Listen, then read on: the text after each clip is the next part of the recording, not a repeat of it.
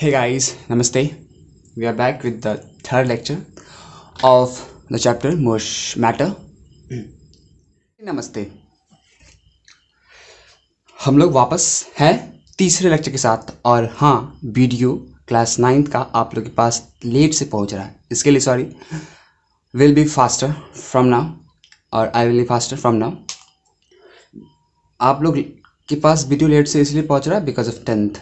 They are more important. Actually, you both are important, but 10th is more important. That's why.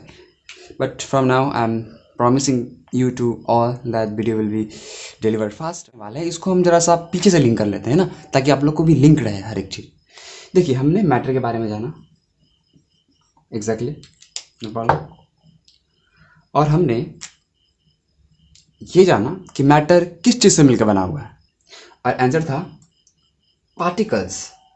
यानी कि कहीं ना कहीं atom छोटे छोटे पार्टिकल्स से मिलकर बना हुआ है, small particles, you know.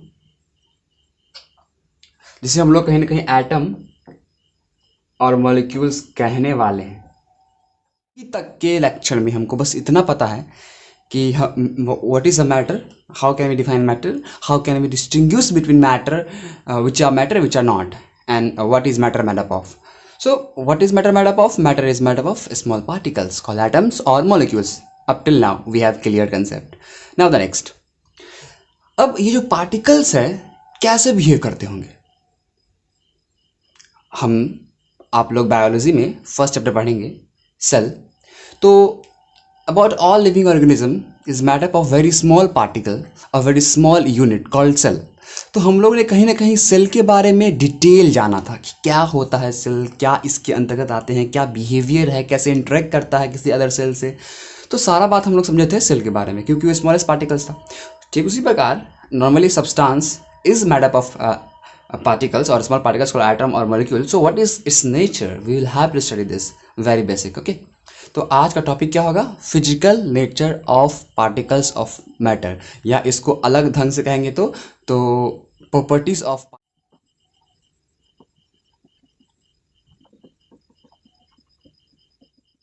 Particles of matter.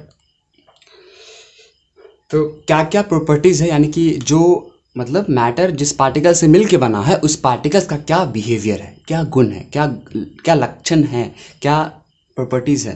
Okay, so let's move one by one.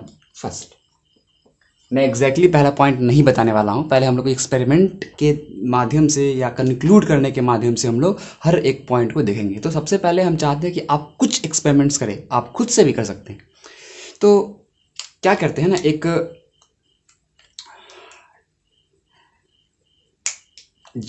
Transparent jar लेते हैं.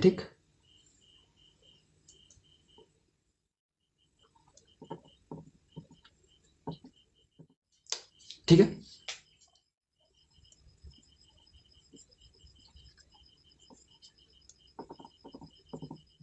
मैंने एक ट्रांसपेरेंट जार लिया, उसके अंदर मैंने water.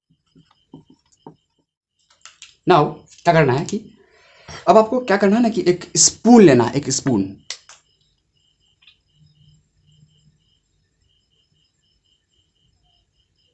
Okay, my writing is weak little bit. मानते हैं स्पून, ठीक है, स्पून है. अब इस स्पून को इस पानी के अंदर डालना है. ठीक है, मतलब क्या, एक आप सिंपली एक वाइट ट्रांसपेरेंट ग्लास लीजिए और उसमें पानी डाल के स्पून को डालिए, या स्पून की जगह आप अपने उंगली को भी डाल सकते हैं. आप जैसे किसी ग्लास में या ट्रांसपेरेंट ट्यूब में ट्यूब अब डालेंगे फिंगर या स्पून को, तो कुछ ऑब्जर्वेशन होगा. हम लोग कुछ ऑब्जर्वेशन को लिखेंगे बाद में. ठीक है, पहले आप लोग सोचिए, आप लोग कर भी सकते हैं, दे भी सकते हैं. इस केस में भी स्पून लाइए, लेकिन इस स्पून को इस केस में डालना नहीं है. इस केस में डालना है इसके अंदर कुछ शुगर. इसको डालिए और मिला दीजिए, टोटली मिक्स कर देना है. इसका भी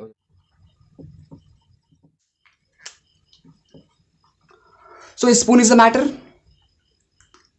और अगर इसमें डालेंगे तो क्योंकि स्पून एक मैटर है, तो मैटर वाला गुण तो शो करेगा ना. इंसानियत वाला गुण तो शो करेगा ना, जानवर वाला गुण तो शो करेगा ना. तो मैटर है अगर चम्मच, तो वो मैटर गुण शो करेगा. तो मैटर गुण क्या है? इट विल टेक स्पेस और मास तो होगा ही. यानी कि आप इस स्पून को डालेंगे इस जार में, तो क्या होगा ना कि पानी का लेवल थोड़ा सा ऊपर उठ जाएगा. क्यों उठेगा? Because spoon is a matter.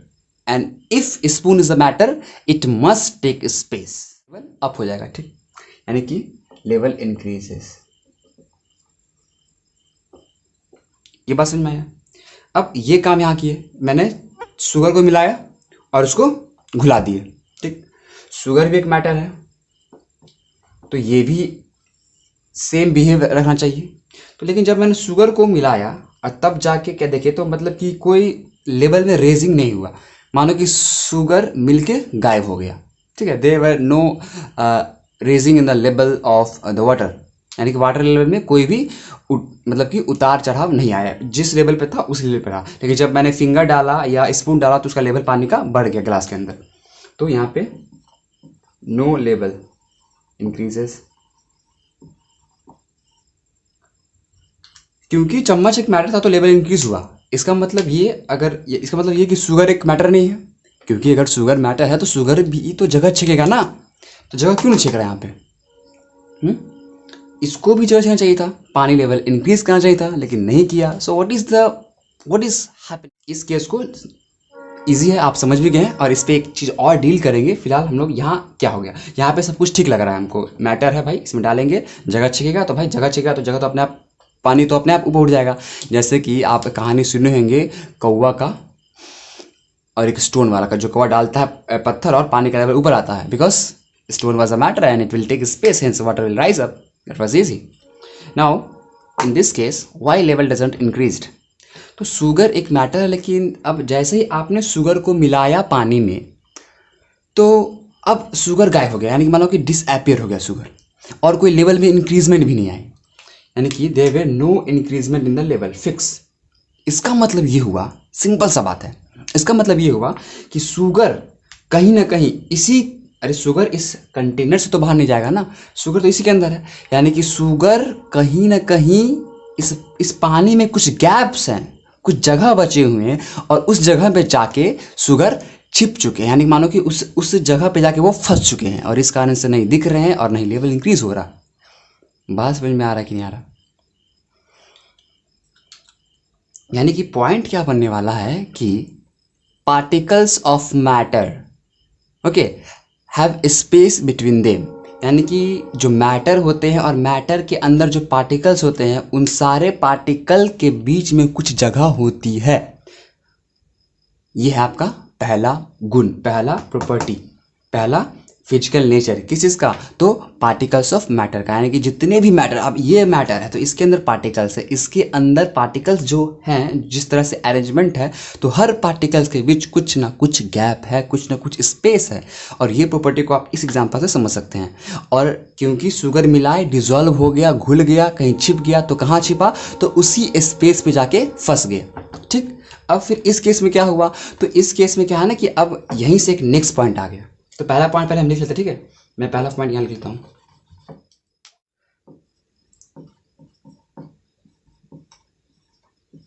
Particles of matter have space between them. आप लोग भी लिख सकते हैं कॉपी के साथ। एग्जाम्पल को हम जब एक लेवल आगे खींचेंगे तो कि नया मेरा पॉइंट मिल जाएगा। दूसरा पॉइंट आपको यहीं भी मिलने वाला है। अब क्या? अब तो यहाँ शुगर मैटर है, ये भी आगे बात सही हो गया, और ये तो मैटर था, ये तो सो हो गया भाई। इस केस में भी तो इंक्रीज नहीं करना चाहिए ना फिर, क्योंकि यहाँ स्पेस तो इस केस में भी होगा। अब स्पून इतना ज़्यादा बड़ा है, और देखिए आप एक सिंपल से एग्जांपल से बताते हैं। अगर किसी डॉग को रहने के लिए अगर आप घर बनाए हैं, ठीक, तो इसके अंदर स्पेस होगा। तो क्या इसके अंदर आप सोइएगा, जगह जितना रहेगा आदमी को घुसने का उतना ही नहीं घुसेगा जी। अब इसमें डॉग सोने लायक जगह तो डॉग ही जाएगा, है ना। यानी कि ये क्या, बहुत ही छोटा सा जगह है, इसीलिए यहाँ पे हम नहीं आ सकते हैं। तो सिमिलर केस यहाँ पे है, यहाँ पे शुगर है वो डॉग की तरह बिहेव कर रहा है, और जो स्पेस है इसके बीच में वो कहीं ना कहीं डॉग के घर की तरह है। यानी कि ये जो स्पेस है बहुत छोटा है, यानी कि जो दो पार्टिकल्स के बीच जो स्पेस है बहुत छोटा है, और इस स्पेस में छोटे चीज़ ही फंस सकते हैं, कोई बड़ा चीज़ नहीं फंस सकता। तो इस कारण से आपको यहाँ पे कुछ मतलब कि विजिबल अपीयरेंस, विजिबल इंक्रीजमेंट दिखा आपको लेवल में, यहाँ पे नहीं दिखा, ठीक। इसका मतलब ये हुआ कि आपके जो पार्टिकल्स है वो बहुत छोटे हैं, यानी इसके अंदर, यानी ये अगर एटम या मॉलिक्यूल से मिलकर बना हुआ है, यानी ये अगर ये पार्टिकल से मिलकर बना हुआ है, तो इसके अंदर के जो पार्टिकल्स है, इसके जो साइज है बहुत ही क्या है, छोटा है, बहुत छोटा साइज है। यानी the size of particles is very very very small beyond your imagination. It is too small that you can't see through your naked eye. You need a magical instrument to see the particles of the matter, and the name of that magical instrument is microscope. Yeah. Next point मैं लिख देता हूं, आप दोनों point exactly याद रख सकते हैं.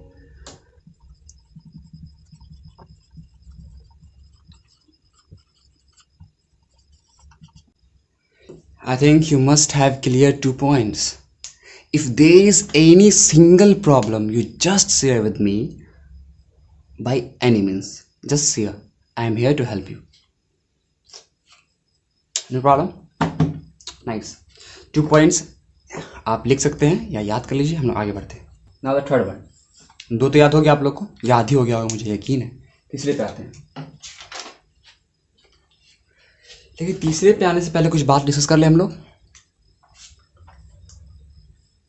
मानते मैंने कोई छोटा सा वुड का टुकड़ा लिया और इसके अंदर पार्टिकल्स को हम बस डिनोट कर रहे हैं. आपको इतना डीप में जाना नहीं है. फिर भी मानो कि ये एक कोई सब्सटेंस है, ठीक, और ये क्या है, उसके पार्टिकल्स है जो कि अरेंज है, ठीक. तो इसके बीच में स्पेस है, ये है ना, ये भी स्पेस है, ये भी क्या है, स्पेस है, ये भी क्या है, स्पेस है, ये सब क्या है, स्पेस है. तो इस सब को हम लोग, ये जो स्पेस है दो पार्टिकल के बीच में, हम इसे बोलते हैं इंटरस्टेशियल स्पेस और inter particle space. Inter particle space नाम याद रहेगा. What is inter particle space? The space between two particles of matter is called inter particle space और इंटरस्टेशियल स्पेस और inter molecular space, what ever you like. or the space between two neighboring particle unit is called interparticle space. Easy. Next, third one. फिर से experiment करते हैं और हम लोग को रिजल्ट मिलेगा. Again take that same beaker we have taken in example first or point first. Take water to, और इस बार हम कुछ अगरबत्ती भी लेने वाले हैं एग्जाम्पल को देखने के लिए.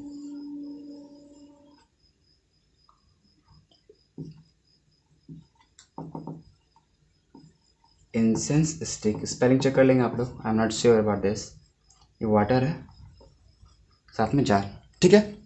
अब पहला एक्सपेरिमेंट करते हैं. कहीं से आप इंक लेके आओ, ठीक है, कहीं से इंक, और इस इंक को इसमें बूंद बाय बूंद डाल दो. तो जब आप स्टार्टिंग में इंक को डालेंगे, जैसे तो सरफेस पे गिरेगा, मानो यहाँ तक, यहाँ पे इंक है. हम इसको एक अलग कलर से दिखाने की कोशिश कर रहे हैं ताकि आप लोग समझ में आए. मानो कि यहाँ पे क्या है, इंक, यहाँ सरफेस पे रहा स्टार्टिंग में. अब आप विद इन 5 और 10 सेकेंड ये ऑब्जर्व करेंगे क्या कि जो इंक आप जस्ट सरफेस पे था, अब वो पूरे के पूरे बीकर में आ चुका है, यानी नीचे तक आ चुका है और लगभग फैल चुका है पूरे बीकर के अंदर. ऐसा होता है. आप क्या कीजिए, जो आप जो कलम से लिखते हैं, अगर उसका भी अगर ब्लू इंक है तो आप निकालिए और किसी पानी में डालिए, वो पूरा का पूरा जो कंटेनर है उसको एकदम अपने इंक अपने कलर से भर देगा. बात समझ में आ रही कि नहीं आ रही? तो ये ऑब्जर्वेशन से आप क्या कह सकते हैं, सोचिए, खुद सोचिए. इसका मतलब ये हुआ, मानो मानो मानो मानो मानो कि ये है आपका, मानो कि ये है सरफेस ऑफ वाटर, इसके नीचे पूरा पानी है, ठीक. मैंने इस मानो ये इंक है, मैंने इस इंक को सरफेस पे डाला. अब अगर सुनिए और से, और ये इंक नीचे तक चले आया, इसका मतलब क्या, आप जहां पे डाले हैं इंक को तो उसके साथ कुछ पार्टिकल्स अटैच होंगे, अरे होंगे ना. और पार्टिकल्स अगर अटैच होंगे तो वो पार्टिकल्स मोशन किया होगा नीचे की ओर, एग्जैक्टली, या मतलब कि किसी भी डायरेक्शन में मोशन किया होगा. यानी अगर ये सरफेस है और ये इंक नीचे तक आया है, मतलब क्या कि जैसे ही मैंने इस इंक को सरफेस पे डाला होगा तो सरफेस के जो पार्टिकल्स होंगे ये इस इंक को कैच कर लिया होगा. अब ये पार्टिकल्स जरूर नीचे की ओर मूव किए होंगे, तभी इंक नीचे की ओर आया है. इसका मतलब ये हुआ कि the particles of matter is continuously moving. मतलब पार्टिकल्स जो है मैटर के, वो हमेशा मोशन में रहते हैं. एग्जाम्पल से बात एकदम क्लियर है। मैं एक और एग्जाम्पल लूँगा। अब एक बात और समझिए, देखिए कैसे माने कि मोशन में पार्टिकल्स, तो मानते एक क्षण के लिए, मानो कि ये पूरा पूरा कंटेनर पानी का है, ठीक, और ये आपका अपर सरफेस है, मैंने इंक को डाला। अब मानो कि पार्टिकल मोशन नहीं कर रहे, यानी कि मैटर के जो पार्टिकल्स है, यानी मैटर, अरे पानी एक मैटर है और पानी के पार्टिकल्स अगर वो मोशन नहीं कर रहे, बात मानो फिक्स है, तो ये इंक यहाँ से टच से मस नहीं हो सकता है, नीचे की ओर मोशन करेगा नहीं करेगा। लेकिन जैसे ही मैंने क्या किया, इंक को डाला, ये इंक धीरे धीरे पूरा पूरा कंटेनर में फैल गया। इसका मतलब यहाँ के जो पार्टिकल्स होंगे जरूर नीचे इधर उधर इसको अपने अंदर लेके इधर उधर मोशन करवाए होंगे, तब जाके पूरे कंटेनर में फैल गया। It means that the particle of the matter is continuously moving. Is this point clear to you? If not, take second example. क्या कीजिए, आप अगरबत्ती को जला के किसी एक कोने के साइड में रख दीजिए। मतलब क्या कि आप एक रूम के सबसे कॉर्नर साइड होगा, वहाँ पे एक अगरबत्ती को जला के रख दीजिए, ठीक। और आप रूम से बाहर इवन या रूम के बहुत उस कॉर्नर से बहुत दूर चले जाइए या रूम के ही बाहर चले जाइए, फिर भी आप जो स्मेल है आपके पास आती रहेगी। What does this mean? This mean that अगरबत्ती बर्न किया तो जो बर्न करने के बाद जो पार्टिकल्स हुए वो एयर में मिल गए, एयर में डिफ्यूज हो गया, आगे पढ़ेंगे डिफ्यूजन, तो एयर में मिले यानी एयर में घुल गए। और अब एज्यूम करो एयर भी भाई मैटर है, अरे एयर भी मैटर है, और मैटर है तो मानो कि वहाँ पे मैंने अगरबत्ती को, किसी कॉर्नर में अगर अगरबत्ती को जलाएं तो उतना ही दूर स्मेल आना चाहिए था, लेकिन ये पूरे रूम में फैल चुका है। मतलब कहीं ना कहीं एयर में जो घुला तो एयर इसको एक जगह से दूसरी जगह ले गया। बात समझ आ रहा है? बात समझ में आ रहा है कि नहीं आ रहा? अगर एयर नहीं मोशन करता, यानी कि जो पार्टिकल्स है एयर के, या यानी कि जो मैटर के पार्टिकल्स अगर मोशन नहीं करते, तो अगरबत्ती का स्मेल पूरे रूम में नहीं जाता। So from this example too we can say that the particles of matter are continuously moving. ये भी समझ में आया? तो सुबह सुबह उठोगे तो खाना बनाएगा घर में एकदम टेस्टी सा, तो आपके स्मेल जाएगा। तो that is also the example. ये पॉइंट समझ में आया कि नहीं आया? तो मैं पॉइंट लिख दूँ कि पॉइंट क्या क्या रहा है पीस ऑफ प्रॉपर्टी, यानी कि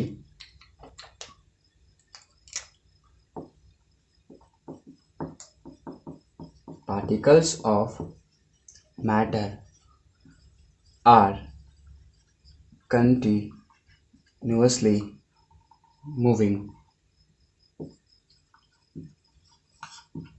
बात समझ में आया कि नहीं आया? ये भी समझ नहीं आया क्या? मैं एक और एग्जांपल दूं। तालाब में जाते हैं अगर आप सुबह सुबह, और उसके आसपास अगर कोई पेड़ है फूल वगैरह का, तो उसमें पॉलन ग्रेन होता है, ठीक है? पॉलन ग्रेन आप लोग क्लास 8 में पढ़ के आएंगे, पॉलन ग्रेन, ओके। सो तो या आप खुद एक बकेट में पानी भरिए और फूल से कुछ पॉलन ग्रेन लाके उसके सरफेस पे डाल दीजिए। जैसे ही उस सरफेस पे डालेंगे आप पॉलन ग्रेन को, तो पॉलन ग्रेन डांस करेगा, जिगजैग पाथ पे मोशन करेगा, मतलब मानो कि जंप करेगा इधर उधर। मतलब क्या, अगर ये पानी का सरफेस है, इसमें पॉलन ग्रेन को डाल दिए और पॉलन ग्रेन डांस कर रहा है, इसका मतलब क्या कि इसके ऊपर के जो पार्टिकल्स है सरफेस के वो मोशन कर रहे हैं, तब तो वो भी डांस कर रहा है। अरे कोई चीज़ को अगर हम चुपचाप अगर डाल दे, इस कलम को चुपचाप डाल दे तो हिलेगा बिना हिलाए। जब तक अगर नहीं हिलाएंगे इसको हम अपने, यानी जब तक ये सरफेस नहीं हिलेगा, ये नहीं हिलने वाला है। इसका मतलब कहीं ना कहीं एग्जैक्टली पार्टिकल्स है मैटर के, वो मोशन कर रहे हैं। Now this is enough, you can understand this. One more example, no? Again, take the beaker. This beaker is very important, no? We are always taking an example of this beaker. हमें इसे अब museum में रखना पड़ेगा इस speaker को, है कि नहीं? अब हमको जानना है एक बात कि अब क्या जानना है। तो जानने के लिए अभी आप कुछ ऐसे दिख रहे होंगे, मतलब कुछ इतने बड़े से होंगे आप ना, आपके ये हाथ होगा, ये पैर होगा, और ये बीकर बच्चों से आपके सामने है। लेकिन क्या करते हैं कि एंटमैन के पास जाते हैं और एंटमैन से जो लिक्विड था जिसे वो बहुत छोटा होता था वो लेके आते हैं, और हम लोग इत्तू सा बनते हैं, इत्तू सा,